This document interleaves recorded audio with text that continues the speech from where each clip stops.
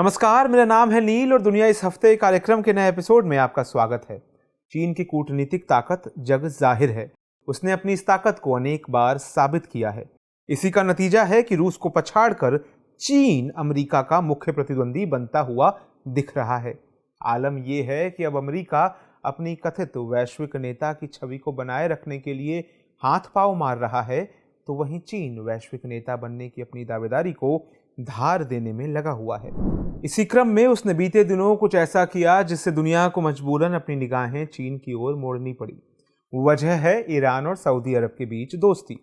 इन दोनों को पश्चिम एशिया के कट्टर दुश्मन के तौर पर जाना जाता है, लेकिन इस दोस्ती की कवायद में चीन की भूमिका ने दो दुश्मनों के बीच सेतु का काम किया है।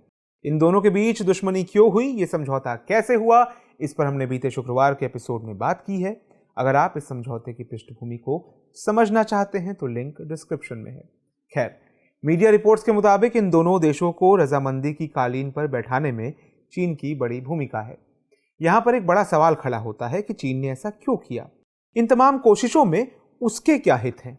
इससे भी बड़ा सवाल ये कि क्या चीन अब वैश्विक नेता की भूमिका में आना चाहता है? सवाल कई हैं, एक एक करके समझने की कोशिश करते हैं। दरअसल पश्चिम एशिया में खासकर सऊदी अरब, संयुक्त अरब अमीरात और कतर जैसे कई देशों में अमेरिका का प्रभाव माना जाता है। इसमें भी सऊदी अरब में अमेरिका का सबसे ज्यादा दबदबा है। चूंकि इस क्षेत्र में सऊदी का वर्चस्व व्यापक है, इसलिए इस पूरे इलाके में अमेरिका की मजबूत पकड़ मानी जाती है। लेकिन अब इसमें चीन धीरे धीरे ही सही सेंधमारी करने में सफल हो रहा है। यही वजह है कि चीन के साथ इस्लामिक देशों का कूटनीतिक जुड़ाव बढ़ता जा रहा है। लेकिन ईरान और सऊदी अरब के बीच दोस्ती कराने के मामले में जानकारों का मानना है कि चीन की इस प्रयास का लक्ष्य दुनिया भर में अमेरिकी प्रभुत्व को कम करना है। इससे इतर एक तथ्य यह भी है कि चीन अपने आर्थिक हितों को भी प्राथमिकता दे रहा है। अगर इसे ईरान के साथ जोड़कर समझें तो साल 2020 में चीन और ईरान के बीच एक व्यापक सामरिक समझौते पर सहमति बनी थी। इसके दायरे में सुरक्षा और अर्थव्यवस्था से जुड़े तमाम कारक आते हैं। दरअसल ईरान के ऊर्जा भंडार का क्षमता के मुताबिक दोहन नहीं हो सका है, इसलिए चीन इन भंडारों में निवेश करना चाहता है। चीन के साथ इसी साझेदारी के मकसद से ईरानी विदेश मंत्री ने जनवरी 2022 में चीन का दौरा किया था। यहाँ पर नोट करने लायक बात है कि चीन अकेले ईरान के कुल 30% अंतर्राष्ट्रीय व्यापार का भागीदार है। इसके अलावा खाड़ी देशों के साथ रक्षा और सामरिक मसलों में तालमेल बिठाने की चीन की कोशिश जारी है। कई मीडिया रिपोर्ट्स ने इसकी तस्दीक की है। मसलन सऊदी अरब ने अपनी खुद की बैलिस्टिक मिसाइलों के निर्माण के लिए चीन के साथ समझौता किया। यूएई ने अपने एक बंदरगाह पर चीन को गोपनीय सैन्य अड्डा बनाने की मंजूरी दी। इन तमाम बातों से चीन की कूटनीतिक सफलता का पता चलता है।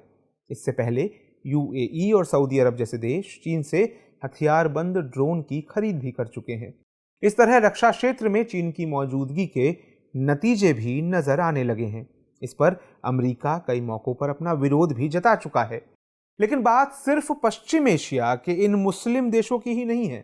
चीन की सेंधमारी दूसरी ओर भी दिखती है। अमेरिका के सबसे भरोसेमंद साथी इजराइल में भी चीन की मौजूदगी बढ़ रही है। दरअसल हाल के सालों में चीनी कंपनियों को इजरायली बंदरगाहों के विकास और तेल अवीव लाइट रेल या इजरायली मेट्रो जैसी बुनियादी ढांचे के निर्माण का कार्य मिला है। इसमें ज़्यादातर परियोजनाएं BRI यानी बेल्ट एंड रोड इनिशिएटिव से जुड़ी हैं।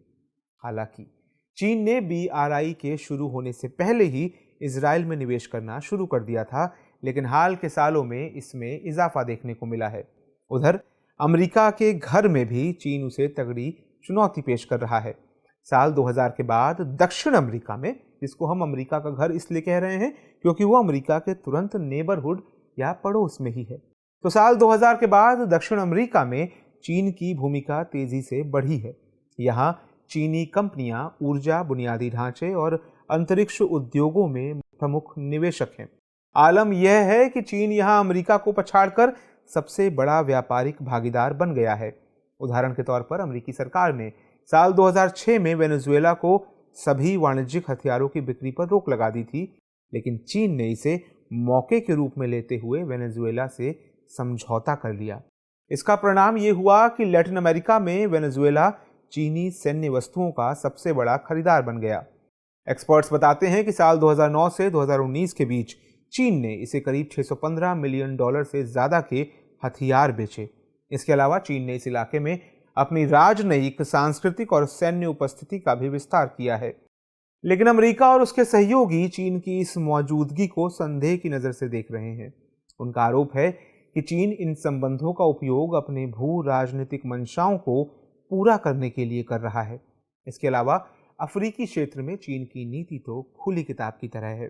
साल 2013 में जब चीन ने अपनी बेल्ट एंड रोड पहल शुरू की थी, तब चीनी कर्ज या निवेश पाने वाले क्षेत्रों में पहला क्षेत्र अफ्रीका ही था।